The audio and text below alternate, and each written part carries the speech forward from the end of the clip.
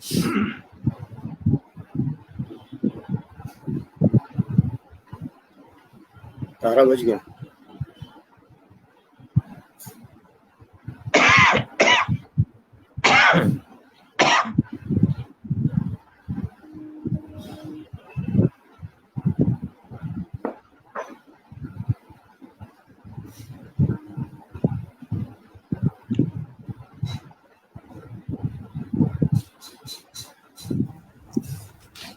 नमस्कार। उत्तर प्रदेश संगीत नाटक अकादमी की ओर से मैं शैलजा कांत आप सभी महानुभावों का और सारे लोग जो हमसे जुड़ रहे हैं, जो इसको वेबिनार को लाइव देखेंगे, उन सबका मैं हार्दिक अभिनंदन और स्वागत करती हूँ। रंगमंच एक ऐसी विधा है जो व्यक्तित्व विकास, डिसिप्लिन और बहुत सारी चीज़ों को डेवलप करने में हमारी मदद करती है, ऐसा रंगमंच के लोग कहते हैं। लेकिन एक पहलू ऐसा है जिस पे बहुत लोगों का ध्यान नहीं जाता है, वो है बच्चों का रंग कर्म। बच्चों का रंग कर्म व्यक्तित्व विकास में अगर सहायक है तो बच्चों के रंग कर्म पे भी ध्यान देना चाहिए। लेकिन ना तो बच्चों के रंग कर्म के लिए पुस्तकें लिखी जा रही हैं, नाटक लिखे जा रहे हैं, और ना ही तो बच्चों के रंग कर्म के लिए बहुत ज़्यादा प्रयास किया जा रहा है। वर्तमान सरकार ने पाठ्यक्रम में शामिल करने की बात कही है, लेकिन अभी भी स्कूलों में इसको पाठ्यक्रम में शामिल नहीं किया गया है। तो क्या ऐसा लगता है पेरेंट्स को या स्कूल्स को कि थिएटर एक बेकार सी चीज़ है, उसमें सिर्फ टाइम वेस्ट होगा, बच्चों का कोई विकास नहीं होगा? इसी सब चीज़ों को लेकर के आज का ये वेबिनार हम लोगों ने आयोजित किया है। और आप इस वेबिनार में जिनसे रूबरू होंगे, उसमें सर्वश्रेष्ठ हमारे सबसे सीनियर मोस्ट और बहुत वरिष्ठ रंगकर्मी श्री सतीश चित्रवंशी जी प्रयागराज से जुड़े हुए हैं। मुंबई से हमारे साथ में विभांशु जी हैं, इन्होंने भी बाल रंगमंच पे काफ़ी काम किया हुआ है। इसके अलावा राजवीर रतन जी हैं, अभी वो हम लोग के साथ में जुड़े नहीं हैं, लेकिन वो शायद जुड़ जाएंगे थोड़ी देर में। और उसके अलावा महेश चंद देवा, महेश का काम थोड़ा अलग है, वो स्ट्रीट चाइल्ड के साथ में काम करते हैं, तो उनका काम बिल्कुल अलग है। वो अपने काम पे बात करेंगे और आप सब लोग अपने अपने काम पे बात करेंगे। आप लोगों का परिचय देना मेरे लिए थोड़ा छोटा में बड़ी बात है। आप लोग बहुत वरिष्ठ हैं और आप लोगों के स्थान पे मैं बहुत अभी मुझे काम करना बाकी है थिएटर के फील्ड में। तो अब मैं ज़्यादा बात नहीं करूँगी क्योंकि समय थोड़ा है और बातें ज़्यादा हैं। अब मैं अपने सचिव श्री दिनेश चंद्र जी से कहूँगी कि आप लोगों का स्वागत करें और एक परंपरागत तरीके से इस वेबिनार का शुभारंभ करें। श्री दिनेश चंद्र जी। धन्यवाद शैलजा जी।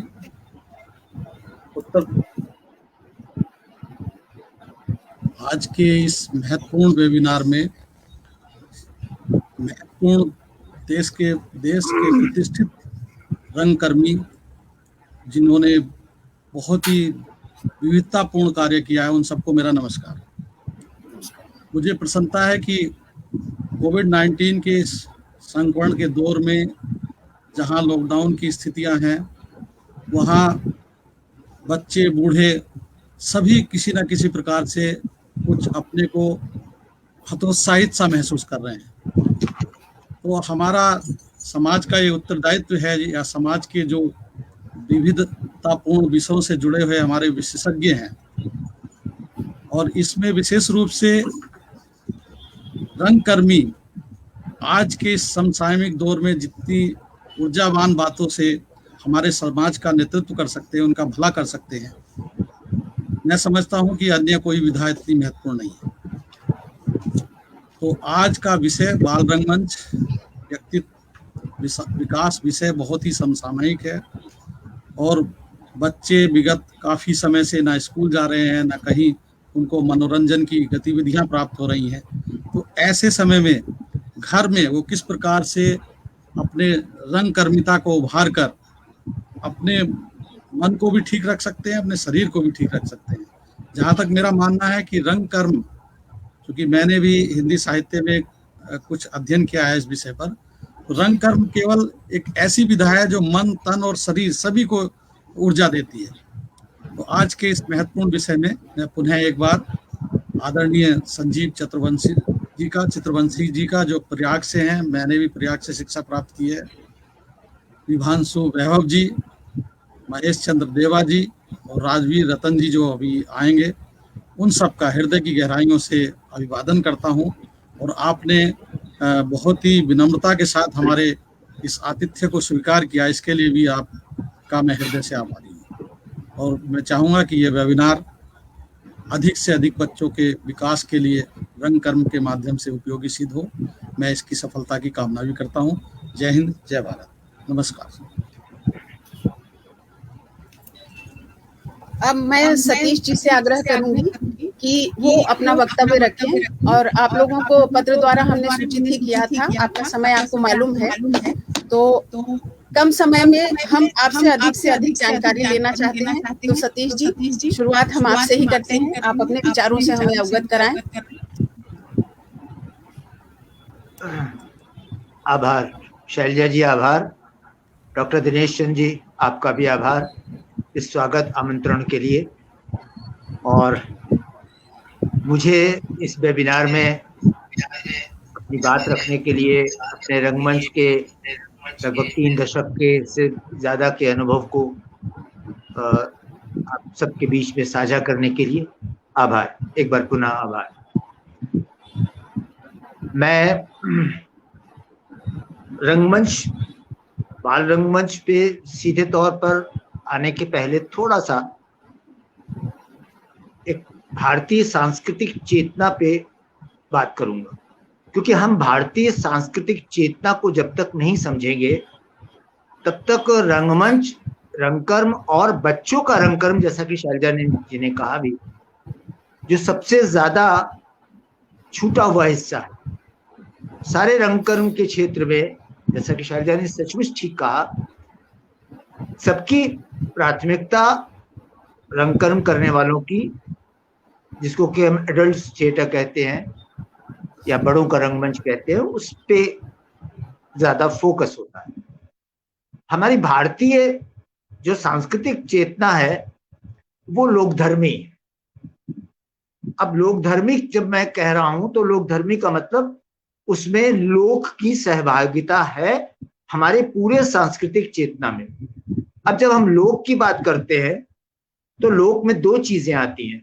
हम देखते हैं कि हमारा जो हिंदी का या भारतीय साहित्य का साहित्य वांग्मय है, उसमें बहुत सारी कहानी, कविताएं, नाटक, ये इन सब को लोक से लिया गया है, लोक कथाओं से लिया गया, अधिकांश तो लोक कथाओं से लिया गया है। और नाटक में तो खासतौर पर लोक कथाओं से, जो हमारी पंचतंत्र की कथाएं हैं या जो हमारी और पारंपरिक कथाएं हैं, ग्रामीण लोकोक्तियां हैं, उनमें से बहुत सारी सामग्री उठाकर बड़ों के लिए भी रंगमंच, रंग की आलेख लिखे गए हैं और बच्चों के लिए तो विशेषकर। मैंने भी ज्यादातर जो नाटक किए हैं बच्चों के लिए, और मेरा अधिकांश हिस्सा नौटंकी पर है, मैं भी इस पे चर्चा करूंगा। पर मैं जो लोक की बात कर रहा था, उस लोक में 2 हिस्से हैं, एक समाज है और समाज की एक इकाई के रूप में परिवार है। अब बच्चों के रंगमंच की जब हम बात करते हैं तो समाज एक बड़े कैनवस के तौर पर है बच्चे के सामने, और परिवार एक इकाई के रूप में बच्चे के सामने है, जहां से वो संस्कार लेता है। अब संस्कार में भी 2 स्थितियां हैं, एक नैसर्गिक संस्कार जो जाहिर सी बात है कुदरत ने उसको दिया है, जन्म से मिलता है, और दूसरा अर्जित संस्कार। अब नैसर्गिक संस्कार की जब हम बात करते हैं तो नैसर्गिक संस्कार में सबसे महत्वपूर्ण भूमिका परिवार की है।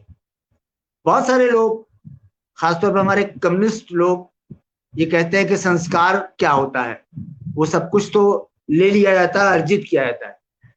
हिंदी रंगमंच में खासतौर पर कला के क्षेत्र में बहुत सारे लोग ऐसा मानते हैं कि कलाकार नैसर्गिक नहीं होता, वो अर्जित करके कलाकार बनता है। बहुत सारे लोग इस फिनोमिनन पे काम करते हैं और इसीलिए कला के क्षेत्र में रिहर्सल, पूर्वाभ्यास, तैयारी, ये सारी चीजों की दलील दी जाती है। पर मैं मानता हूं कि आधे से ज्यादा हिस्सा हम सब के अंदर जो कुछ भी है आज या विकसित करके यहाँ तक आए हैं, वो उसका प्रारंभ बिंदु जो था वो नैसर्गिक रूप से जो कुदरत ने हमको दिया है वो है। और मैं तो अपनी कार्यशालाओं में अपने बच्चों से भी और बड़ों से भी बात करते हुए कहता हूं और ये मानता भी हूं कि हर व्यक्ति के अंदर कुदरत ने कुछ ना कुछ कलात्मक गुणधर्म दिए हैं।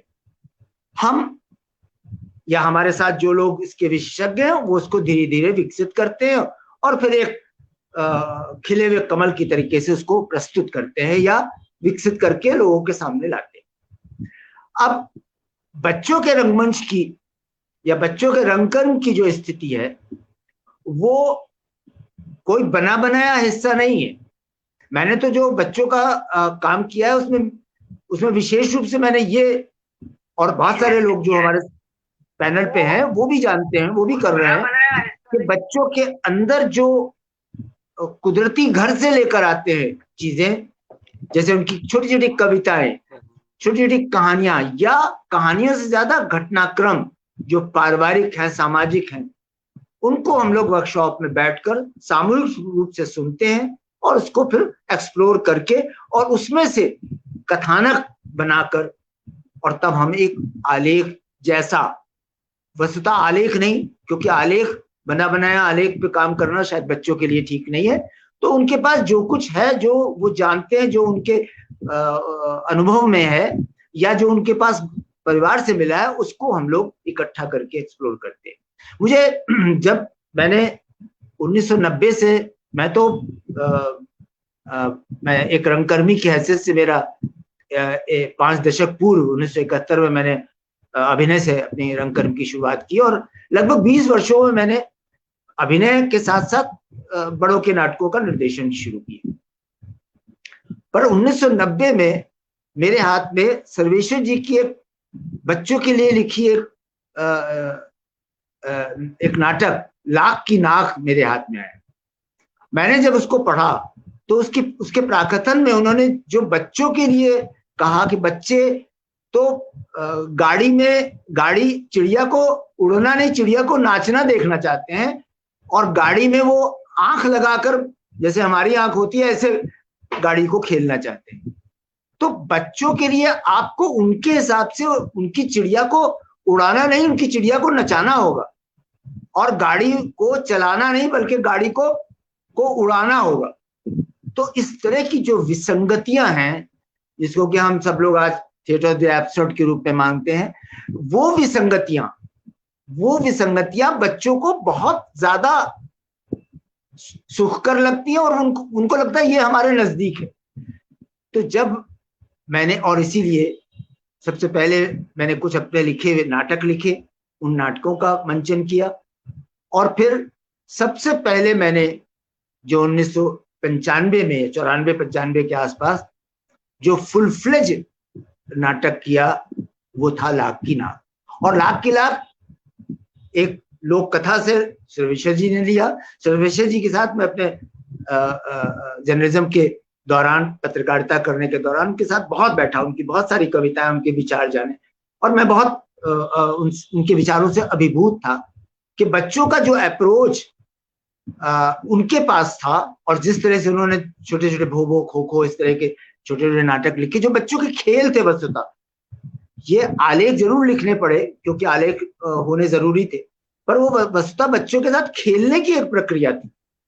तो वहां से मैंने उनकी इस लोक कथा को कि नाक का क्या महत्व है मनुष्य के लिए और इसको बच्चे कैसे रिसीव करते हैं, उसको मैंने नौटंकी शैली में रूपांतरण करके लोक शैली और लोक शैली में भी फिर और विशेष रंगमंच की एक जो लोक विधा है उस नौटंकी उसमें की।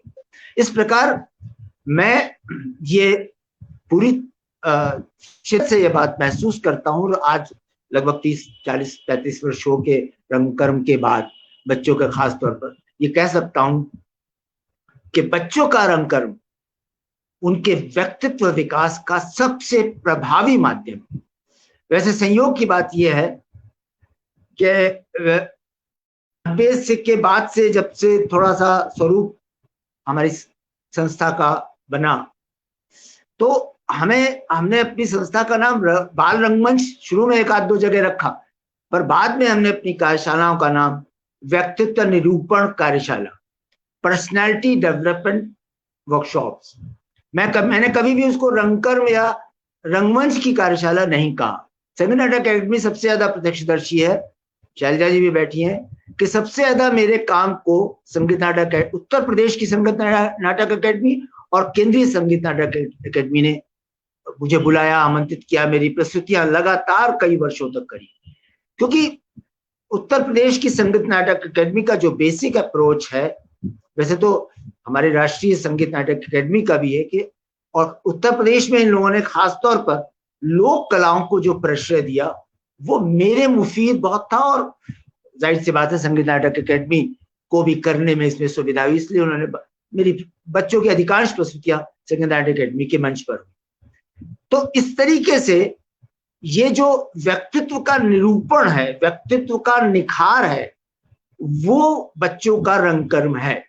इसलिए बच्चों के रंगकर्म के बारे में बड़ी शास्त्रीय बातें करके हम कुछ भी नहीं पा सकते, और ना उनको उस तरीके से करा सकते हैं कि बच्चों को खड़ा कर दिया, कहा तुम नेताजी का अभिनय करो। ये बिल्कुल उनके साथ अन्याय है। और मुझे लगता है कि शायद मेरी जितनी सफल प्रस्तुतियां हैं, लगभग सभी, जो इंडिया हैबिटेट सेंटर से लेकर राष्ट्रीय नाट्य विद्यालय के बाल रंग महोत्सव तक मुझे आमंत्रित किया गया, और सबने बहुत पसंद। और जबकि मैंने संवाद नाटक शुरू में 2-3 बच्चों के करे, 4-5 करे होंगे, पर उसके बाद मेरे सारा काम बच्चों की नौटंकी पर था। जो आप सब जानते हैं कि नौटंकी का सीखना सिखाना बड़ों के लिए बहुत कठिन कार्य है, क्योंकि इसमें संगीत का ज्ञान, बैर तबील चौबोलों के गाने का ज्ञान, लय ताल, पर बच्चों ने जिस तरीके से हमने उनको एक 1.25 महीने विशेषज्ञों की उपस्थिति में बैठकर गायन वादन सिखाया, और सिखाने के बाद एक सफल प्रस्तुति के तौर पर लेकर गए या लेकर आए राष्ट्रीय नाट्य विद्यालय, इंडिया हैबिटेट सेंटर, संगीत नाटक अकेडमी के समारोह में, वो मेरे लिए एक बहुत बड़ा सुखकर अनुभव था।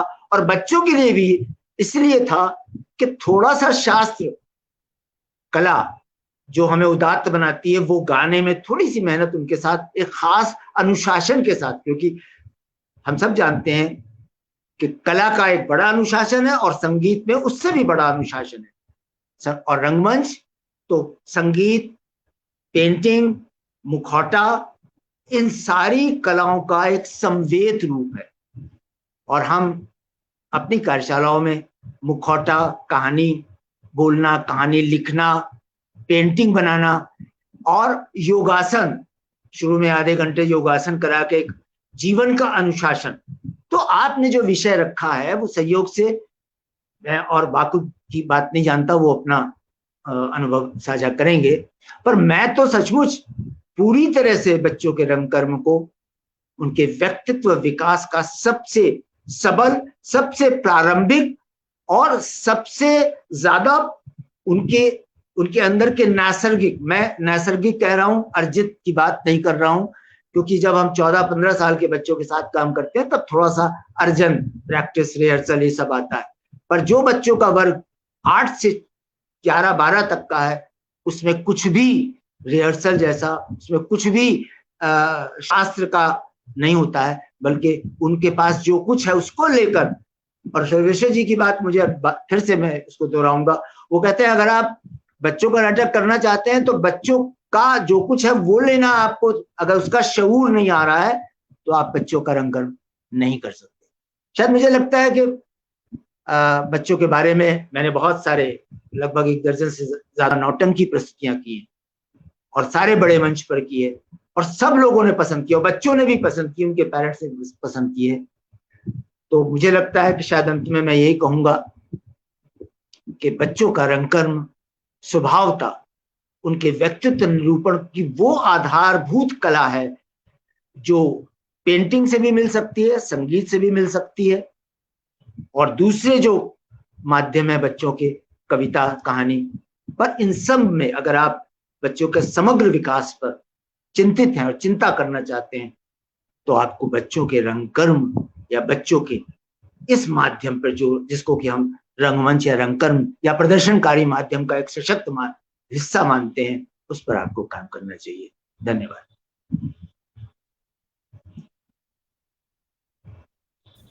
सतीश जी, बहुत बहुत धन्यवाद। और अब मैं विभांशु जी से अनुरोध करूंगी कि वो अपने विचारों से हम लोगों को अवगत कराएं और जो लोग हम लोगों से जुड़े हैं उनसे भी रूबरू हों। विभांशु जी।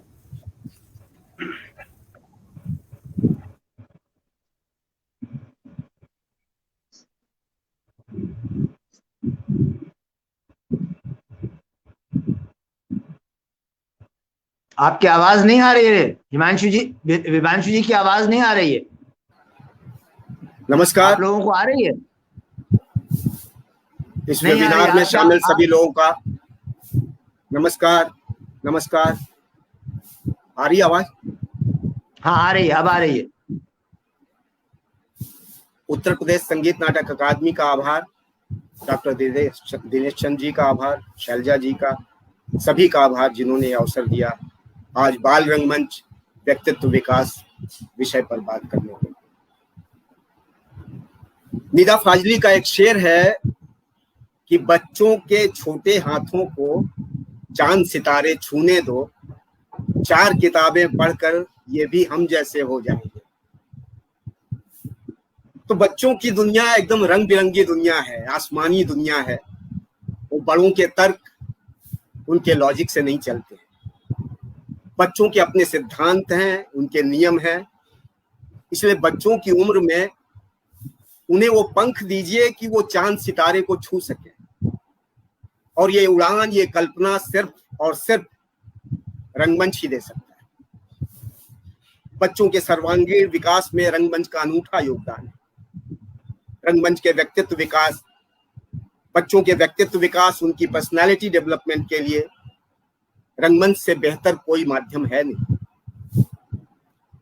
चिल्ड्रन थिएटर में ऑल राउंड कैपेबिलिटीज हैं। क्रिएटिविटी है, स्पॉन्टेनिटी है, सेल्फ रियलाइजेशन है, कॉन्फिडेंस है, बॉडी लैंग्वेज है, स्पीच है, और सबसे बढ़ के टीम स्पिरिट है, डिसिप्लिन है, पेशेंस है, पंक्चुअलिटी है, टाइम मैनेजमेंट है, कंपैशन है, मोटिवेशन है। ऐसे तमाम चीजें हैं जो सिर्फ रंगमंच ही प्रोवाइड कर सकता है। रंगमंच के इतने गेम्स हैं, थिएटर गेम्स हैं, जो बच्चों में तमाम तरीके की एक्टिविटीज को पैदा करते हैं। वो एक्सरसाइज से गुजरकर अच्छे अभिनेता ना भी बन सकें, लेकिन एक बेहतर इंसान तो जरूर बनते हैं। मैंने तमाम तरीके की इस तरह की चिल्ड्रन वर्कशॉप्स की हैं। उन बच्चे बड़े होकर वो शायद थिएटर को अपना प्रोफेशन नहीं बना पाए होंगे, लेकिन वो अगर डॉक्टर भी बने हैं तो एक ब्रिलियंट डॉक्टर बने। सिर्फ वो देन सिर्फ रंगमंच की है। अगर सिविल सर्विसेज में गए हैं तो उसके पीछे बुनियाद में, उनकी जड़ों में कहीं रंगमंच है, जिसका फायदा उन्हें अपने सर्वांगीण विकास में मिला है। तो बच्चों को इस तरह तैयार जो करता है वो रंगमंच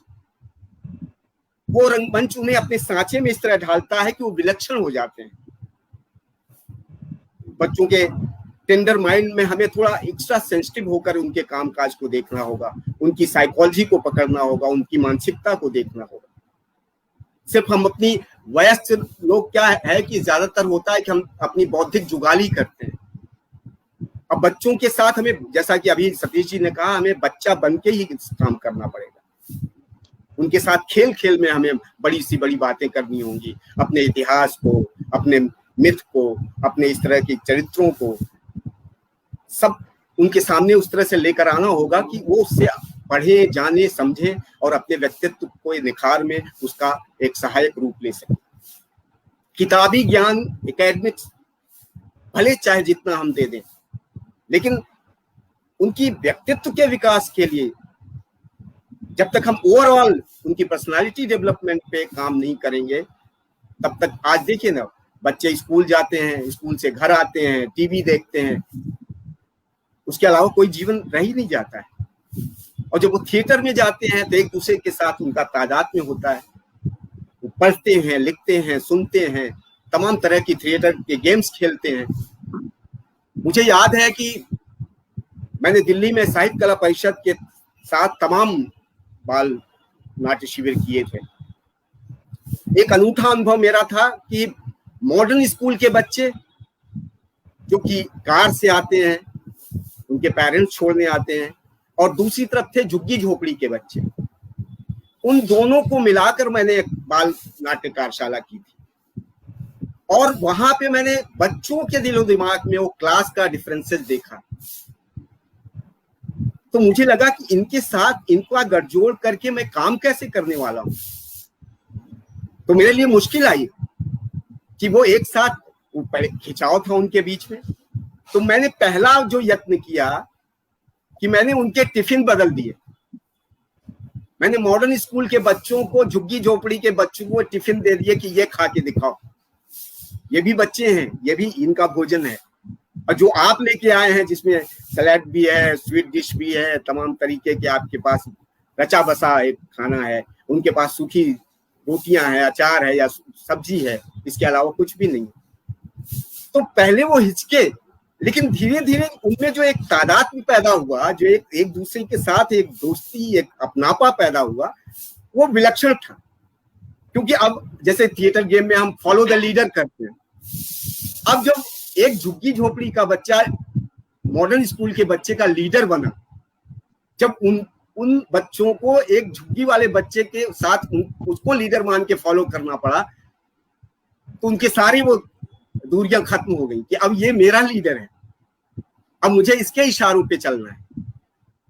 तो ये प्रतिक्रिया बदलती है, कभी मॉडर्न स्कूल का बच्चा लीडर बन रहा है, कभी झुग्गी वाला बच्चा लीडर बन रहा है। तो वो नेतृत्व की भावना जब आई और उनमें जो उस तरह की सहभागिता बनी, तो उन दोनों का फिर आपस में उन्होंने कहानियां, किस्से आपस में बांटने शुरू कर दिए, अपने सुख दुख बांटने शुरू कर दिए। तो एक टीम स्पिरिट की जो भावना पैदा हुई, वो देखने के लायक थी। इसी उसमें मैं आगे कहूंगा कि जब अयोध्या में बाबरी मस्जिद टूटा था, उसके बाद में उस समय रीता सिन्हा जी कल्चरल मिनिस्ट्री की डायरेक्टर थी। मैंने जाके अयोध्या के सड़कों के बच्चों को, फुटपाथ के बच्चों को इकट्ठा किया, 60 से 70 बच्चे थे, उनको लेकर मैंने काम करना शुरू किया। उनके दिलो दिमाग से ये राजनीतिक पटल पे जिस तरह की बातें थी या जिस तरह के एक अलगाव की बात पैदा हो रही थी, तो वो डर था मेरे भीतर कि इन बच्चों में उस तरह की भावना तो नहीं पैदा हो रही है। तो वहां सड़क के बच्चों को उठाकर मैंने काम करना शुरू किया। 1 महीने में वहां रहा, और जब रीता जी को पता चला तो वो लखनऊ से आई थी मेरा काम देखने के लिए, और उन्होंने फिर उस पूरे कार्यक्रम को एक सरकारी प्रश्रय दिया, पैसे दिए, उनकी कॉस्ट्यूम बनाने की कोशिश की, हमें ऑडिटोरियम मुहैया कराया। तो लेकिन वो 60 बच्चों में जो एक मैंने लगन और एक बात देखी, जो एक वानगी देखी, जो जुनून देखा, और उनकी बातें उन्हीं के लहजे में, उन्हीं के शब्दों में, उन्हीं के मुहावरों में, खेल खेल में, तो उनमें जो एक अलग विकास देखा। जो बच्चे वो नहीं रह गए थे जो पहले दिन हमारे साथ शामिल थे। वर्कशॉप खत्म होने के बाद बच्चों में एक अलग निखार था, उनमें एक अलग तहजीब आई, उनमें एक अलग हुनर आया, उनमें एक नया संस्कार आया, रंग संस्कार ही सही, लेकिन उनमें एक संस्कार पैदा हुआ। वो देखकर मतलब, इसलिए मेरा हमेशा ये मानना है कि जो थिएटर प्रोवाइड कर सकता है वो और कुछ नहीं, कोई भी माध्यम उस तरह की पर्सनालिटी डेवलपमेंट बच्चों में नहीं कर सकता। इसलिए हम लोग कब से ये बात करते रहे कि स्कूलों में सिर्फ एनुअल फंक्शन में नाटक करा देना, 26 जनवरी 15 अगस्त को बच्चों को खड़ा कर देना, वो अभिव्यक्ति, एक दिन की अभिव्यक्ति, उनके लिए कोई कारगर बदलाव नहीं ला सकती। वो जरूरी है कि हम नियमितता, जैसे NSD ने थिएटर इन एजुकेशन नामक एक ब्रांच खोला, रंग टोली, संस्कार टोली खोली है, जिसमें कई इससे मतलब वो गर्मी की छुट्टियों में होती है, उनके शिविर लगते हैं, ऐसे तमाम मतलब वर्कशॉप उनकी चलती रहती, जिसमें टीचर भी ट्रेंड हो रहे हैं जो बच्चों के साथ जाकर काम करने वाले हैं। पाठ्यक्रम को कैसे आसान बनाया जाए, इस पे भी काम किया जा रहा है कि भूगोल जैसे, इतिहास को, विज्ञान को, गणित जैसे विषयों को कैसे रंगमंच के माध्यम से सहज बनाया जाए, इस तरह की भी कोशिश हो रही है। तो अगर हम हर स्कूल में, हर कॉलेजेस में, हर शहरों में अगर इस तरह चिल्ड्रन थिएटर, बाल रंगमंच की एक प्रथा, एक अनिवार्य मानकर हम इसकी स्थापना करेंगे, तो मुझे लगता है कि बच्चों में जो एक अनूठा व्यक्तित्व विकास होगा वो उसका कोई सानी नहीं होगा। तो ये कहने का मतलब है कि बच्चे अपनी किताबी ज्ञान से नीरस हो जाते हैं, उदास हो जाते हैं। लेकिन जब हम उनको उन्हीं के जरिए से, उन्हीं के शब्दों में, उन्हीं की वानगी से, उन्हीं की भावनाओं से एक अभिव्यक्ति का मंच प्रदान करते हैं तो वो बिल्कुल बिरले साबित होते हैं। तो जैसे एक शेर और दोहराना चाहूंगा कि किताबों से निकलकर तितलियां गजलें सुनाती हैं, किताबों से निकलकर तितलियां गजलें सुनाती हैं, टिफिन रखती है मेरी माँ तो बस्ता मुस्कुराता है। तो ये बस्ते की जो मुस्कुराहट है ना, ये सिर्फ रंगमंच देता है कि उस बच्चे की जो स्कूल में अपना बोझा लेकर आता है, जब घर में वो पटकता है ना, अगर वो बस्ता उसका मुस्कुराने लगे तो कितनी खुशी उस बच्चे को मिलेगी। तो उसके बस्ते की मुस्कुराने की जो प्रवृत्ति है, ये सिर्फ रंगमंच प्रोवाइड कर सकता है और कोई नहीं कर सकता है। हमें भी याद है अपने बचपन की, हम लोग भी गाँव के संस्कार में पले पुसे हैं।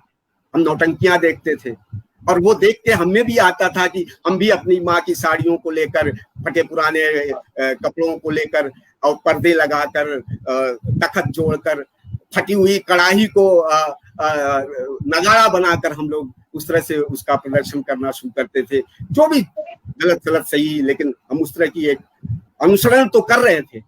वही अनुसरण जब हम आज अपने बच्चों के लिए इस तरह का एक माध्यम प्रोवाइड करते हैं, नाट्यपाल शिविर लगाते हैं, तो उससे एक बहुत बड़ा बदलाव आता है। बड़े लोग अक्सर क्या करते हैं कि हम बाल रंगमंच को एक बचकाना सा मान लेते हैं। बड़े प्रतिष्ठित लोग थोड़ा सा कन्नी काटने की कोशिश करते हैं, लेकिन ये बचकाना काम नहीं है, बहुत ही गंभीरता का काम है। बच्चों के साथ काम करना बहुत ही गंभीरता का काम है। ये कोई इतना आसान नहीं है। बस उनकी हमें आवश्यकता है कि बच्चों के साथ बच्चा बन के काम किया जाए, उनके मनोविज्ञान को समझकर काम करना चाहिए। हमें इसकी गंभीरता और इसकी मेहनत को बचकाना ना मान के उसके लिए अलग से एक श्रम पैदा करना चाहिए। क्योंकि बच्चों को सही ढंग से जीने का प्रोत्साहन अगर मिल गया ना, तो यही बच्चे वयस्क होकर एक नई दुनिया, एक नया संसार रचेंगे। हम उनमें कितने डायनेमिक्स पैदा करते हैं, स्पीच के माध्यम से, लिस्निंग के माध्यम से, स्पीकिंग के माध्यम से, रीडिंग के माध्यम से, जो सही शब्दों का बालपन में प्रोनाउंस करना सीख जाते हैं, पंक्चुएशन सीख जाते हैं, राइटिंग स्किल आ जाता है उनमें। कितने इम्प्रोवाइजेशन होते हैं, नाटकों के हम लोग रीराइट कितने करते हैं, उन्हीं के इम्प्रोवाइज किए गए चीजों को लिखते हैं, उन्हीं के मार्फत लिखते हैं, उन्हीं के शब्दों के माध्यम से लिखते हैं। तो इससे व्यक्तित्व विकास नहीं होगा तो और क्या होगा। तो जैसे कि थिएटर इन एजुकेशन की बात मैं कर रहा था, इस सब्जेक्ट को इंट्रोड्यूस किया जाए, सिर्फ गर्मी की छुट्टियों और एनुअल डे पे ना करके हमें रेगुलर बेसिस पे रंगमंच से बच्चों के विचारों को, उनके व्यक्तित्व के निर्माण के लिए हमें एक नया योगदान, एक नई पहल करने की जरूरत है। नई एजुकेशन पॉलिसी में बात बिल्कुल जैसे ही शैलजा जी ने की थी कि रखी गई है, लेकिन अभी उसको इम्प्लीमेंट नहीं किया गया। वो कब होगा, किस तरह से होगा, लेकिन हम रंगकर्मियों की यही कोशिश होनी चाहिए कि बाल रंगमंच जितना ज्यादा से ज्यादा हम कर सकें उतना हमारे लिए महत्वपूर्ण होगा, बच्चों के लिए महत्वपूर्ण होगा, उनके व्यक्तित्व विकास के लिए महत्वपूर्ण होगा। उड़ने दो परिंदों को अभी शोक हवा में, उड़ने दो परिंदों को अभी शोक हवा में, फिर लौट कर बचपन के जमाने नहीं आते। इसलिए वो बचपन हमें बचाना है, उस बचपन में ही हमें वो नींव, वो पौध डालनी है, उन्हें वो खाद, वो पानी देना है जिससे वो बढ़ के एक नए युग का, एक नए संसार का सृजन कर सके। धन्यवाद, नमस्कार। बहुत बहुत धन्यवाद विभांशु जी, आपने बिल्कुल सही कहा कि हमको बाल रंगमंच एक प्रथा के तौर पे, एक परंपरा के तौर पर चलाना है और इसको बच्चों के व्यक्तित्व के विकास से जोड़ करके देखना है। बिल्कुल सही बात है, अगर नींव मजबूत होगी तो उस पे खड़ा होने वाला घर भी मजबूत होगा। तो आपका बहुत बहुत धन्यवाद। अब मैं राजवीर रतन से अनुरोध करूंगी कि वो अपने विचार बाल रंगमंच व्यक्तित्व विकास पर रखें। श्री राजवीर रतन जी।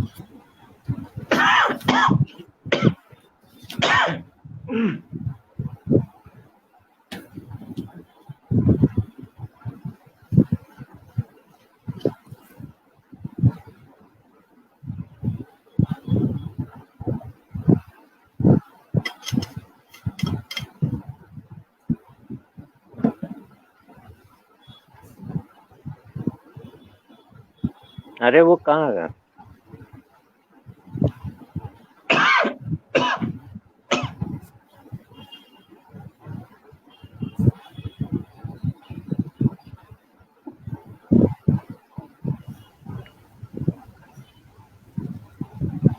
चलिए, जब तक राजवीर जी हमारे से रूबरू होते हैं तब तक हम महेश चंद्र देवा से आग्रह करेंगे कि वो अपने विचारों से हमको अवगत कराएं, क्योंकि समय कम है और हम लोगों को अपने विचारों से जो है सबको अवगत कराना है। तो मैं महेश चंद्र देवा जी से आग्रह करूंगी कि वो अपने विचारों से हम लोगों को अवगत कराएं। महेश चंद्र देवा जी। बहुत बहुत धन्यवाद शैलजा जी। और मैं आदरणीय डॉक्टर दिनेश चंद जी का बहुत बड़ा शुक्रगुजार हूँ कि उत्तर प्रदेश संगीत नाटक अकादमी के समस्त कर्मचारी गण का और तरुणराज का कि आप लोगों ने हमें इस वेबिनार में बोलने का अवसर प्रदान किया। और हमारे जितने भी विद्वान गण बैठे हैं, सतीश जी, वैभव जी, राजवीर जी, उनका भी मैं तहे दिल से आभार व्यक्त करता हूं कि आपके साथ मैं इस चर्चा में शामिल हुआ। दरअसल अगर बाल रंगमंच की बात करें, जैसा कि हमारे गुड़ीजन और सिद्धार्थ हस्ताक्षरों ने अपनी बात रखी, बाल रंगमंच ये जो है बुनियादी रंगमंच है जो बच्चों को बौद्धिक व मानसिक विकास प्रक्रिया, मनोविज्ञान की बाल मनोविज्ञान के माध्यम से ये समझा जा सकता है। आप ये समझ सकते हैं कि बाल रंगमंच में तो बच्चे जो हैं उनका एक मनोविज्ञान एक अलग होता है और उस मनोविज्ञान के साथ ही हमें बाल रंगमंच में उनके साथ कार्य कराना पड़ता है। जैसा कि अभी जी ने बात कही, थिएटर क्योंकि बाल साहित्य, बाल जीवनी, बाल कहानी, बाल कविता, बाल गीत, ये सब मिलाकर के बाल नाटक के अंतर्गत बाल रंगमंच तैयार होता है। क्योंकि ये रंगमंच है, तमाम सारे विधाओं का एक मिलन होता है जिसमें हम कह सकते हैं ये संगम है और इसी में हम लोग थिएटर की छोटी-छोटी बारीकियों को बच्चों को समझाते हैं बाल रंगमंच के माध्यम से। मैं पिछले 18 सालों से थिएटर से जुड़ा रहा और कम से कम 16 सालों से ही मैं बाल रंगमंच करता आ रहा हूँ। मैंने देखा कि जब मैं खुद प्रभावित हुआ बाल रंगकर्म से तो मैंने थिएटर की ओर रुख किया। मैंने संस्था बनाई मदर सेवा संस्थान 2004 में और उसके बाद ही बाल रंगकर्म के प्रति मैं बिल्कुल प्रेरणा मुझे हमारे वरिष्ठ रंगकर्मियों से मिली, जो लखनऊ के ललित सिंह पोखरिया जी हैं, अनिल मिश्रा जी हैं और हमारे प्रवीण चंद्रा जिन्होंने मुझे ये अवसर प्रदान किया था। अक्सर ये देखा जाता है कि आप जब बाल रंगकर्म कर रहे हैं और बाल रंग ये होता है कि जिनके अंदर सचमुच कुछ प्रतिभाएं होती हैं और क्योंकि उनको रंगमंच का ज्ञान ही नहीं होता, वो समझ ही नहीं पाते रंगमंच क्या है, क्योंकि उनके अंदर जमजात ही कहीं ना कहीं लेखन भी छुपा है, गायन भी छुपा है, नृत्य भी छुपा है और साथ ही साथ अभिनय भी छुपा है, लेकिन उस छिपी प्रतिभा को निखारने का अवसर नहीं मिल पाता। तो तमाम ऐसा लोगों ने किया है, चाहे वो हमारे वरिष्ठ रंगकर्मी हो, लखनऊ से लेकर के राष्ट्रीय स्तर पर बच्चों के लिए थिएटर होते आ रहे हैं। तो हमने 2013 में चबूतरा थिएटर की नींव रखी। चबूतरा थिएटर पाठशाला की नींव का कारण ही यही था कि उन बच्चों को जो कि स्ट्रीट में रहने वाले हैं, जो मलिन बस्तियों में रहने वाले हैं, जो अंडर प्रिविलेज हैं, उनके लिए हम किस तरीके से थिएटर को लेकर के आए और उनको मंच तक, उनको मुख्य धारा से जोड़ा जाए। अब ये प्रक्रिया बड़ी एक लंबी प्रक्रिया थी क्योंकि समाज के तमाम सारे ऐसे लोग हैं जो कि उन्हीं वर्ग से जो उनको करने से बिल्कुल जो है वंचित करना चाहते हैं। और एक ऐसा दौर आया कि कभी-कभी मुझे लगा कि मैं यहाँ थिएटर ही नहीं कर पाऊंगा और लोग मेरे प्रति ही कितने, मतलब आप ये समझ लीजिए कि उन्होंने इस स्थितियां पैदा कर दी कि वो मुझे मारने तुलारू हो गए कि ये आदमी यहाँ थिएटर नहीं करेगा, ये बच्चों को बिगाड़ रहा है, ये उन बच्चों को बिगाड़ रहा है जो बच्चे काम करना चाहते थे, क्योंकि उनके परिवार के लोग वो बच्चों को कामगार मजदूर बनाना चाह रहे थे, जो कि बाल मजदूरी के तहत उन्हें ले जा रहे थे, जिसके मैं खिलाफ था। मैं अक्सर ऐसे ही नाटक मैं कराना चाह रहा था क्योंकि थिएटर में जिस तरीके से जो रंगमंच हो रहा था वो एक अलग तरीका का रंगमंच था जो पुराने कई दौर से चला आ रहा है कि बड़े-बड़े लबादा को पहन करके और एक सृजनात्मक और रचनात्मक दुनिया में बच्चे हो जाते थे, अलग दुनिया में, उस तरीके के रंगमंच। लेकिन वर्तमान समय में जब तमाम सारी एनजीओ ने उन सामाजिक समस्याओं को आधार बना करके नाटक कराना चाहा, तो फिर मैंने उस आधार पर ही नाटक कराए, चाहे वो बाल मजदूरी के हो, बच्चों के हो, लिंग भेद के हो, सामाजिक शिक्षा के हो, बालिका शिक्षा के हो, सामाजिक न्याय के हो, चाहे वो अंबेडकर के नाटक हो, गांधी के हो, रैदास के हो, कबीर के हो, उन बाल जीवनियों को भी हमने नाटक उतार करके उन बच्चों के समक्ष रखा। अब दौर ये था कि आप थिएटर करते करते अब उनके हम रोजगार के साधन नहीं हम उत्पन्न करा सकते। तो ये एक दौर पिछले 5-6 सालों पे आया कि यूपी एक गढ़ बनने वाला है सिनेमा का। थिएटर में तो हमने उनको उतार दिया, लेकिन अब उनके परिवार की ये बात कि सवाल उठने लगा कि आपने थिएटर में उतार दिया, इनका जीविकोपार्जन कराने के लिए क्या होगा? तो मैंने कहा बाल मजदूरी के तहत मैं उन्हें कहीं तो जीविकोपार्जन करा नहीं सकता। हमारा प्रयास था कि हम उन्हें सिनेमा के दौर में उनको ले जाएं। सिनेमा के बढ़ते कदम जब यूपी में धीरे धीरे पैर पसारने लगे तो बच्चों की जरूरत हुई। तो हमने उन्हीं बच्चों को जो थिएटर से रेगुलर 7-8 साल हमारे साथ रंगमंच से जुड़े हैं 2013 से, हमने उनको थिएटर की ओर उनको रुख कराया और वो आज 40-50 बच्चे अनवरत जो हैं वो सिनेमा में कार्य कर रहे हैं। इसी बीच में हमारे मन में ये भी आया कि थिएटर हम लगातार कर रहे हैं, जैसे कि अभी आपने बताया थिएटर इन एजुकेशन, जो कि एनएसडी भी इस लेकर के काम कर रहा है।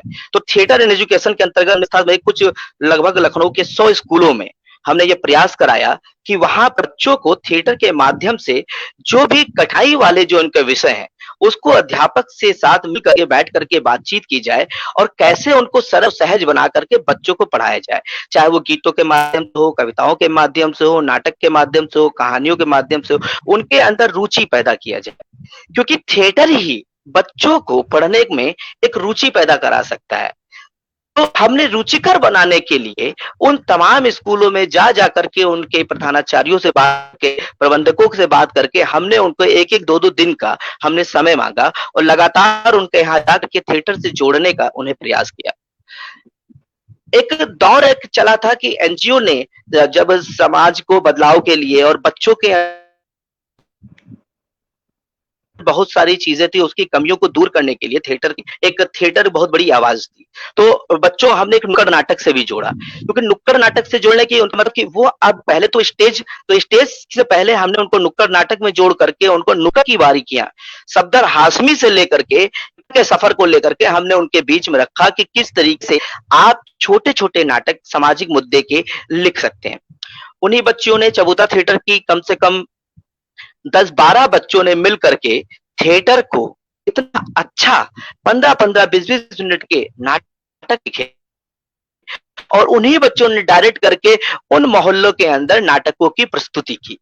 मैं उन बच्चों का नाम लेना चाहूंगा, जैसे मोहम्मद अम हैं, सोनाली वाल्मीकि हैं, नीलिमा चौधरी हैं, शिखा अली की हैं। ये उस वर्ग के बच्चे थे जिन वर्ग के बच्चों को ये मौका नहीं मिल रहा था। उनको लिखने की क्षमता उनके अंदर हमने डेवलप कराई, साथ ही साथ उनको निर्देशन की क्षमता को डेवलप कराया। उन्हीं के अंदर रूप सज्जा, उन्हीं के अंदर लाइटिंग, म्यूजिक किस तरीके से आप क्रिएट करेंगे, ये सारी क्षमताओं का भी हमने चबूतरा थिएटर में आरंभ कराया।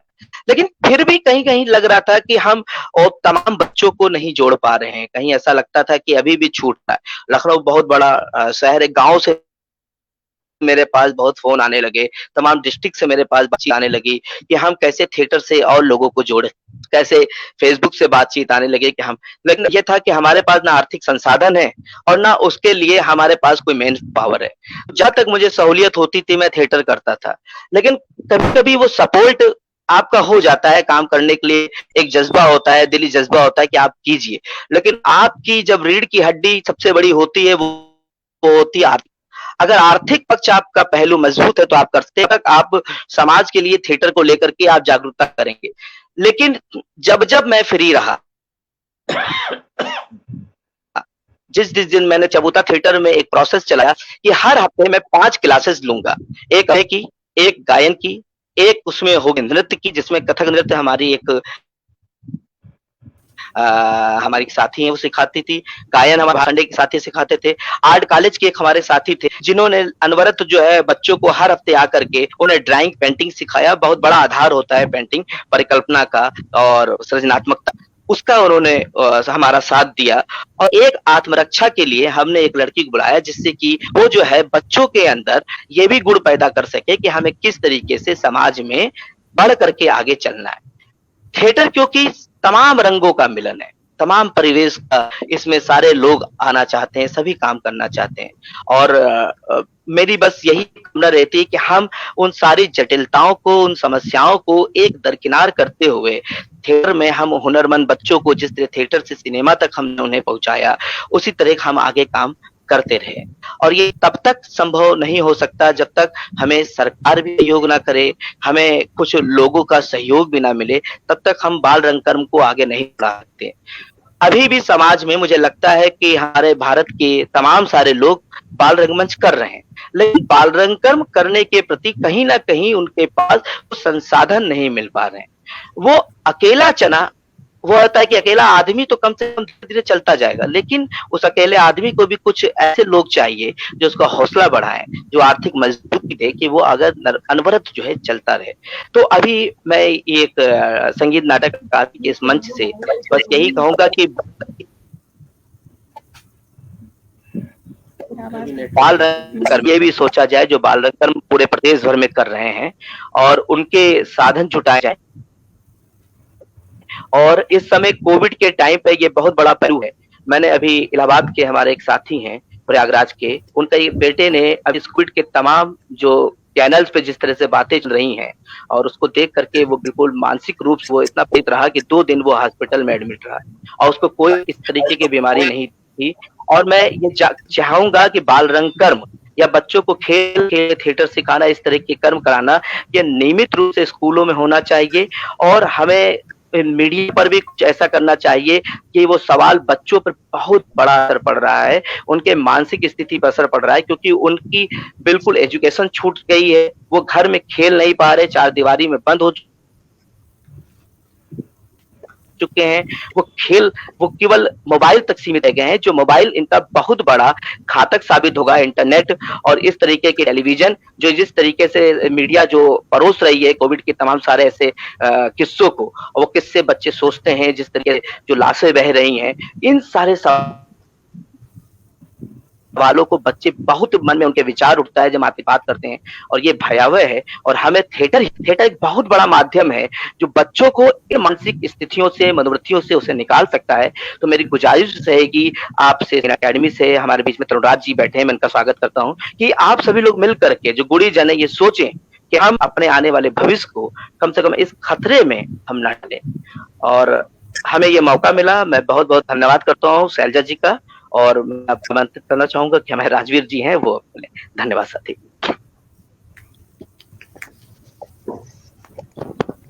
अरुण जी नमस्कार। तो महेश चंद्र जी, आपको बहुत बहुत शुक्रिया कि आपने अपने विचारों से अवगत कराया। और राजवीर जी हम लोगों के बीच में आ चुके हैं, और हमारे सचिव महोदय को मीटिंग में जाना था तो वो जा चुके हैं, और तरुण जी हम लोगों के साथ में फिर से आ चुके हैं। तो ये जाना आना बना रहेगा, लेकिन अब हम लोग जो है वो राजवीर जी से जो है अनुग्रह करते हैं कि राजवीर जी अपने वक्तव्यों से हम लोगों को अवगत कराएं कि उनका बाल रंगमंच व्यक्तित्व विकास विषय पे क्या कहना है। राजवीर जी। नमस्कार और एकेडमी का आभार। देखिए, आज जो है बच्चों की जिंदगी से मैदानी और घरेलू खेल गुम हो गए हैं। ये केवल जो है कोविड काल की ही बात नहीं है, उससे पहले से ही भी ऐसा है। गुड्डे गुड़िया, डंडे को रेल बना लेना, घर घर खेलना जैसे खेल जो है ये 20, 25, 30 साल पुरानी बात हो गए हैं। और कारण बहुत से हैं, जैसे संयुक्त परिवार का ना होना। पहले जो है बच्चे बड़े हो जाते थे, उनको संस्कार संयुक्त परिवार में मिलते थे। आज एकल परिवार ज्यादा हैं और उसमें भी एक बच्चे वाले परिवार ज्यादा हैं। आज तो 3 और 4 बच्चों का इकट्ठा होकर खेलना मुश्किल हो गया है। और इस कोरोना काल में तो जो है और भी ज्यादा दिक्कत हो गई। लोग जो है बाहर जाने ही नहीं देते बच्चों को, और जाने नहीं भी देना चाहिए ऐसी परिस्थितियों में। इन पे भी जो है आज गौर करना चाहिए, और इसके लिए आज जो है नए तरीके से जो है ये थिएटर के बाल रंगमंच के सिद्धांत हम कैसे लागू करें, इस पर भी सोचने की जरूरत आज हो गई है। और हम बात करते हैं, हम बहुत पीछे चलते हैं जहां से हमारी शुरुआत हुई। हमारी पैदाइश यहीं पे, मतलब रंगमंच के मामलों में हमारी पैदाइश ये संगीत नाटक एकेडमी के जरिए ही हुई। 1976 में जब हम बहुत बच्चे थे तो श्यामा जैन जी का एक वर्कशॉप लगा था, जिसमें जो है पूरे धीरे धीरे 40-50-60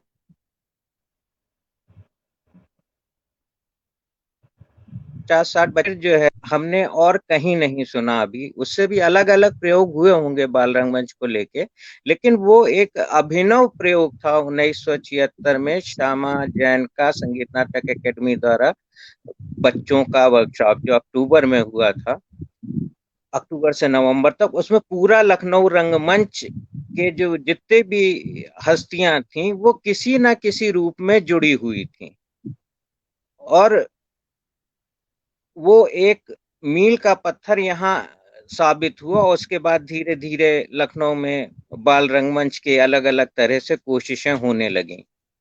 एक बात और है कि बच्चों का साहित्य भी कम ही रहा है, और बाल साहित्यकारों को आलोचकों ने वो स्थान नहीं दिया जो उनको मिलना चाहिए, या विदेशों में जितने भी बाल रचनाकारों को स्थान मिलता है उस तरह का स्थान यहाँ पे नहीं मिला है। उनको हेय दृष्टि से देखा जाता रहा है।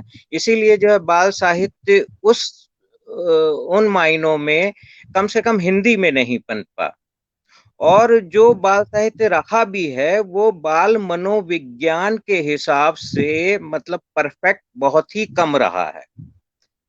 और मैं कहूंगा कि ये व्यक्तित्व विकास में बाल रंगमंच बहुत ज्यादा मददगार साबित हो सकता है, लेकिन अगर सकारात्मक ढंग से प्रयोग किया जाए।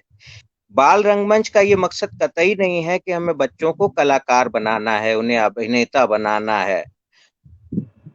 रंगमंच तो ऐसी विधा है, इसमें दुनिया की सारी विधाएं समाहित हैं। अगर इसके सिद्धांतों का, जैसे कि वो विभांशु भाई ने कहा भी कि थिएटर इन एजुकेशन, सिद्धांतों का लेके हम चलते हैं तो बहुत कुछ किया जा सकता है। और थिएटर थेरेपी मनोविज्ञान का एक हिस्सा रही है। वो बड़ों के लिए जब कारगर है तो बच्चों के लिए तो जाहिर सी बात है कि बहुत ही कारगर रहेगी और बहुत ही मदद देगी। थिएटर के जरिए बाल रंगमंच के सिद्धांतों को लागू करके हम जो है आने से जो बच्चे इन गतिविधियों में शामिल रहते हैं रंगमंच की, उनमें बोलने की, अपने को अभिव्यक्त करने की, बोलने की ताकत होती है। मंच पे से भीड़ का सामना, मतलब दर्शकों का सामना, श्रोताओं का सामना करने की उनमें चीज डेवलप होती है। अपने विचार देने की शक्ति बढ़ती है। समूह में जहां वो थिएटर गतिविधि अपने साथियों के साथ कर रहे हैं वहां उनको अभिव्यक्त करने की शक्ति मिलती है। इसके साथ ही अगर थिएटर का ढंग से प्रयोग किया जाए तो बहुत सी व्यक्तित्व की कमियां, जैसे तुतलाना, हकलाना, ये सारी कमजोरियां दूर की जा सकती हैं थिएटर के माध्यम से। और आजकल जो है स्कूलों में एक्टिविटी तो डांस एक्टिविटी, ड्राइंग और ये सब चीजों को जो है थोड़ी तरजीह मिलने लगी है, पर वो सही बात है कि जो है बाल रंगमंच के सिद्धांतों के हिसाब से नहीं मिलती, वो कहीं जो है सीमित रहती है। तो ऐसा नहीं होना चाहिए। थिएटर जो है एजुकेशन के हर सब्जेक्ट में आ सकता है। बाल रंगमंच को जो है पाठ्यक्रम का एक हिस्सा होना चाहिए, और ये हम लोग मांग जो है बहुत समय से करते रहे, बार बार ये उठती रही है। अब जैसा शैलजा जी ने बताया कि इसमें जो नई शिक्षा नीति में कुछ इस तरह का प्राविधान है, लेकिन वो कैसे है ये, लेकिन ये यहाँ प्रदेश लेवल पे भी होना चाहिए कि वो सेंटर से हो रहा है, प्रदेश से कैसे हो रहा है, ये एक प्रस्ताव तो होना ही चाहिए। एक सब्जेक्ट होना चाहिए जो कि जो है एक सब्जेक्ट की तरह भी जो है लागू करके उसमें शिक्षा दी जाए, और दूसरे सब्जेक्ट भी उस हिसाब से जो है पढ़ाए जाएं। हर सब्जेक्ट में बाल रंगमंच के सिद्धांत अप्लाई हो सकते हैं जो बच्चों को सरलता से उनके मन में पाठ पढ़ा सकते हैं। बच्चों का इमेजिनेशन पावर इतना तेज होता है कि आप और हम उसको नहीं पढ़ सकते। हम बड़े होके वो सारी चीजें भूल जाते हैं। अगर बच्चा कहता है कि ये रेल है या जो है हमारा जो है हाथी उड़ रहा है,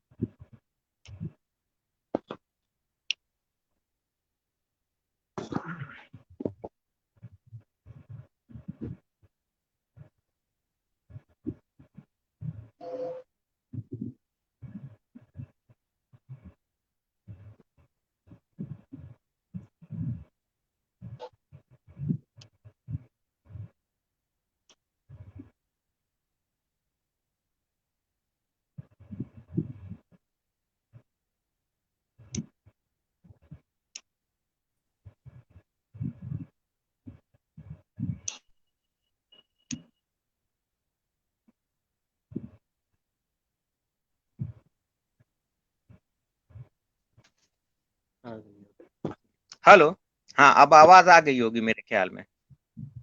हाँ जी, तो मैं कह रहा था कि बच्चों का इमेजिनेशन पावर बहुत तेज होता है, तो हमको एक बात तो ये तय करनी है, अगर हम उनके साथ रंगमंच कर भी रहे हैं तो हमको उनके ऊपर अपने सिद्धांत या अपनी शिक्षा या जो हम चाहते हैं वो नहीं थोपना है, हमें वो करना है जो वो चाहते हैं। बस मर्यादा के उसमें रहे, संस्कारों के हिसाब से रहे, लेकिन हमको करना वही है कि जो वो कर रहे हैं। इसके लिए कोई जरूरी नहीं कि हम लिखा हुआ नाटक लिखें, उनके हिसाब से 10-15 मिनट को उसको जो है एक मंची प्रस्तुति बनाने का रूप ही करें। हम क्लासरूम ड्रामा भी कर सकते हैं, ड्राइंग रूम ड्रामा भी कर सकते हैं। आज के कोरोना काल में तो हमारे लिए ड्राइंग रूम ड्रामा करना आवश्यकता बन गई है, ताकि जो है हम अपने वही बच्चों के साथ जो है बच्चे बन के कुछ करें, तो बहुत कुछ मतलब उनकी जो तनाव है, जो चिंता है, वो सब जो है दूर होगा और उनमें जो है एक रचनात्मक प्रवृत्ति डेवलप होगी।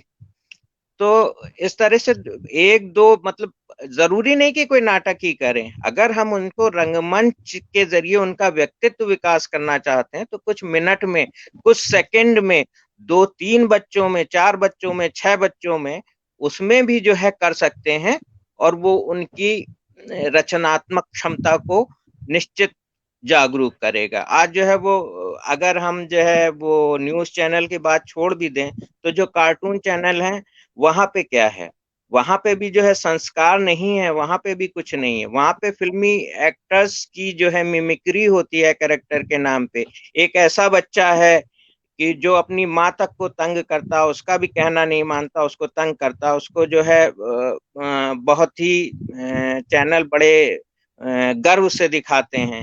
या एक ऐसा बच्चा है जो होमवर्क नहीं करता, उसका एक मददगार जो है मिल जाता है।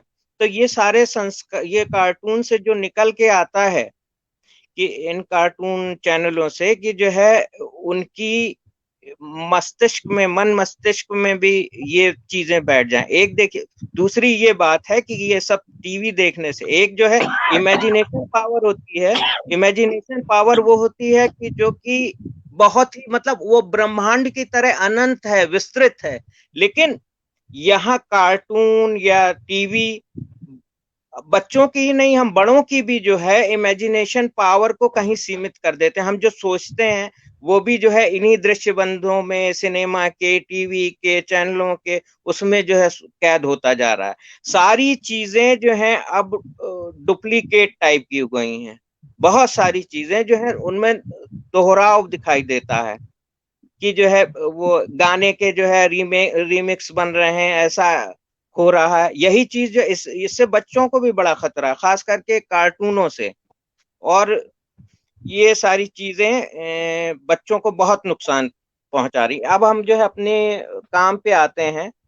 हमने यहाँ रेखा जी के भी साथ काम किया। उन्होंने जो है 86 में संगीत नाटक एकेडमी के साथ वर्कशॉप की, तो उसमें एक एज ग्रुप के बच्चे उन्होंने लिए, और उसके बाद जो किशोर वय के कुछ बच्चे हो रहे थे उनको उन्होंने छोड़ दिया और कहा कि जो है राजवीर, इनको तुम दे दो, मैं तुम्हें एक नाटक दूंगी, वो तुम इनसे तैयार कराना।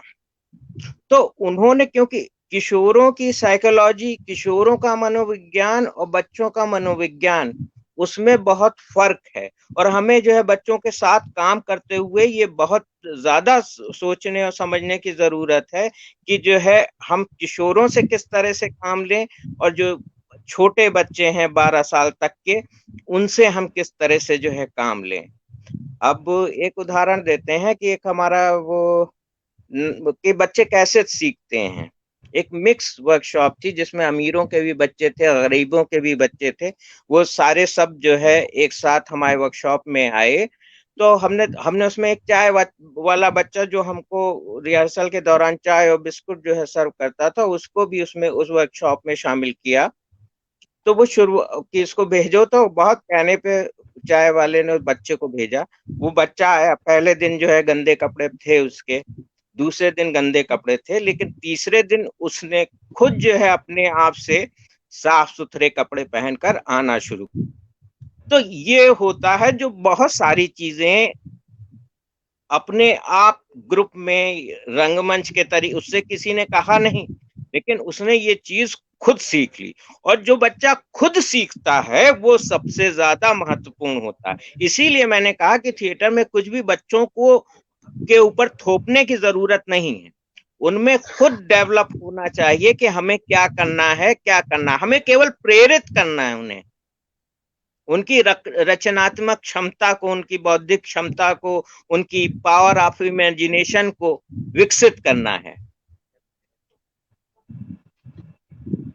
अच्छा, एक और नाटक था जिसमें जो है हमको लोगों ने सलाह दी कि जो है आप जो है इस बच्चे को हटा दीजिए, ये अच्छा नहीं कर रहा है, इसकी जगह इससे कर लीजिए तो जो है आपका नाटक अच्छा हो जाएगा। हमने कहा कि नहीं, ये हम नहीं कर पाएंगे। अगर ये हम करेंगे तो हमारा उद्देश्य ही फेल हो जाएगा। हमको अपना नाटक फेल हो जाने दो, लेकिन हमको अपना नाटक जो है अच्छा नहीं करना है। हमको तो अपने, अगर हम उसको हटा देंगे तो उसमें मतलब कितनी हीन भावना पनपेगी, ये सोचते हो तुम? हमको उसको मंच पे लाना है, जैसा वो कर रहा है उसको ठीक कराना है, लेकिन उसको जो है ये नहीं कि हटा नहीं देना है। तो इस तरह की चीजें भी जो है करने से बचना चाहिए। तो ये बहुत सारी चीजें हैं जो बाल रंगमंच के जो सिद्धांत हैं उन्हीं का पालन करना चाहिए, और उनको अपने उसमें हर सब्जेक्ट में, मैथ्स हो, इतिहास हो, हिंदी साहित्य हो, इसमें सब में जो है बाल रंगमंच के सिद्धांत अप्लाई हो सकते हैं। और उसके लिए हमको कोई जो है बाल रंगमंच के लिए कहीं जाने की जरूरत भी नहीं है। हम कहीं पे भी जो है उसको कर सकते हैं, क्योंकि बच्चों को जो है उनको उन दर्शकों की भी जरूरत नहीं है। अगर वो 6-7 हो गए तो वो अपने आप खेलते हैं। बच्चे तो खेलते ही थे, घर घर खेलते थे, गुड़िया गुड्डा खेलते थे, कैसे खेलते थे, उसमें भी कहीं ना कहीं डेवलपमेंट छुपा हुआ था। उससे उसको देखें तो उससे जो है बड़ों को अपनी, उन बच्चों के खेल को देखें तो बड़ों को अपनी गलतियां समझ में आ सकती हैं, अपनी कमियां समझ में आ सकती हैं कि हमको जो है ऐसा नहीं करना चाहिए था, नहीं तो इसका असर देखो इस बच्चे पे क्या हो रहा है। और इतनी सारी बात हुई, एकेडमी का आभार, शैलजा जी का, तरुण राज जी का, दिनेश चंद जी का आभार, और अपने साथी विभांशु जी, सतीश चित्रवंशी जी से बहुत समय बाद जो है डायरेक्ट साक्षात्कार हुआ। और ये महेश तो अपने अप्रोई के हैं, इनके साथ कुछ समय जो है इनको भी कुछ चीजें इनके वर्कशॉप में ये हमको ले गए हैं, 1-2 वर्कशॉप में, तो बच्चों से बातचीत हुई है। आभार। सतीश जी, हेलो, आपकी आवाज नहीं आ रही है। तरुण जी, आपकी आवाज नहीं आ रही है। हाँ, अब आएगी, अब आएगी। बहुत बहुत बहुत धन्यवाद सतीश जी, बहुत अच्छा लग रहा है और पहले से ज्यादा बहुत दिनों यंग बाद लग रहे आपको हैं। देखा है, पहले बहुत ज्यादा दिनों यंग बाद लग रहे आपको हैं देखा, बहुत दिनों बाद आपको देखा है। बहुत बहुत धन्यवाद। और जी, विभांशु जी, आपको भी बहुत बहुत धन्यवाद कि आज कोरोना काल में इस टेक्नोलॉजी में हम लोग वेब के माध्यम से एक दूसरे के सामने है। राजवीर जी का बहुत बहुत धन्यवाद कि उन्होंने इतनी सार्थक बातें बताई। महेश जी का भी बहुत बहुत धन्यवाद कि उन्होंने भी बहुत अच्छी अच्छी बातें हम लोग बताई। आज जो एक विषय रखा था हमने और शैलजा जी ने बहुत मशक्कत के बाद एक विषय निकाला कि बाल रंगमंच, व्यक्तित्व और विकास, ये चर्चा तो हमेशा अंतराल के बाद होनी ही चाहिए, क्योंकि अगर हमें अपने बच्चों का विकास करना है तो मेरा भी ये मानना है कि रंगमंच एक सशक्त माध्यम हो सकता है उनके विकास के लिए। तो आप लोगों ने जो जो चीज़ें शेयर करी हैं वो वाकई संग्रहणीय है और हम लोगों ने अभिलेखागार के लिए रिकॉर्डिंग करी है, आगे भी काम आएगी। और हम आप लोगों से अनुरोध करते हैं कि इसी तरीके से अकादमी आगे भी प्रयास करती रहेगी आप लोगों को जोड़ने के लिए। और आज के लिए जो आप लोगों ने समय दिया उसके लिए बहुत बहुत धन्यवाद। शैलजा जी। तरुण जी का बहुत बहुत धन्यवाद। तरुण जी हमारे लोगों के साथ में बाद में जुड़े, क्योंकि कुछ टेक्निकल समस्याएं होती हैं कि हम लोग इतना जुड़ सकते हैं, इतने लोग नहीं जुड़ सकते हैं। तो हम लोग अंदरूनी तौर से कुल 6 लोग जुड़ सकते थे, तो इसलिए पहले हमारे सर जुड़े हुए थे, अब उनको जो है मीटिंग में जाना पड़ गया था। और मैं तरुण जी को धन्यवाद करने के साथ साथ आप सभी लोगों का धन्यवाद करती हूँ। सतीश जी, विभांशु जी, राजवीर जी और महेश जी, आप चारों लोगों का बहुत बहुत धन्यवाद कि आपने बहुत ही छोटे समय में, हम लोगों ने बहुत कम समय दिया था क्योंकि चर्चा का विषय बहुत बड़ा है और विषय भी इतना बड़ा है, इतना विशाल है कि इस पे बहुत सारी बातें की जा सकती हैं। लेकिन चूंकि हम लोगों को पास में समय की बहुत पाबंदी होती है, तो इसलिए बहुत कम समय आप लोगों को दिया गया था। लेकिन उस कम समय में भी आप लोगों ने बहुत सारी बातें हम लोगों को बताई और आगे चल करके जब हमारे कोई शोधार्थी या आगे चल करके जो हमारे नए बच्चे, नई पौध हमारी आने वाली है, वो अगर सुनेगी या देखेगी इसको वेबिनार को और फेसबुक पे लाइव चलता रहेगा, आगे देखती रहेगी, तो वो लोग बहुत सारी चीजें समझेंगे। और ये बिल्कुल सही बात है कि कहीं ना कहीं जो रंगमंच है वो हमें डिसिप्लिन बहुत ज्यादा सिखाता है। और चूंकि सारी विधाएं इसमें समाहित हैं, तो सारी विधाओं को जोड़ लिया जाए तो ये होता है कि हाँ, संस्कृत की जितनी भी विधाएं हैं वो कहीं ना कहीं बच्चों के व्यक्तित्व विकास के लिए और रंगमंच खास तौर से बच्चों के डिसिप्लिन के लिए बहुत ज्यादा जरूरी है। स्कूलों में लोग रखते हैं, लेकिन मेन चीज वही है कि विषय के तौर पे नहीं है, वो एक हॉबी के तौर पे है कि जो बच्चा लेना चाहता है वो ले ले, जो नहीं लेना चाहता है तो नहीं ले। तो बच्चे वो सब्जेक्ट लेते नहीं क्योंकि उन्हें आगे इसमें अपना भविष्य नहीं दिखाई देता है। क्योंकि हम लोग जो भी पढ़ाई करते हैं या बच्चों को आगे प्रेरित करते हैं वो सिर्फ ये होता है कि हमें अपने बच्चों का भविष्य देखना चाहिए। तो माँ बाप भी जो है उस चीज के लिए प्रेरित नहीं करते हैं। तो मैं अपनी बातों को यहीं विराम दूंगी और आप लोगों का बहुत बहुत धन्यवाद। आप लोगों ने समय दिया और बहुत कम समय में बहुत अच्छी बातें की। बहुत बहुत धन्यवाद। नमस्कार।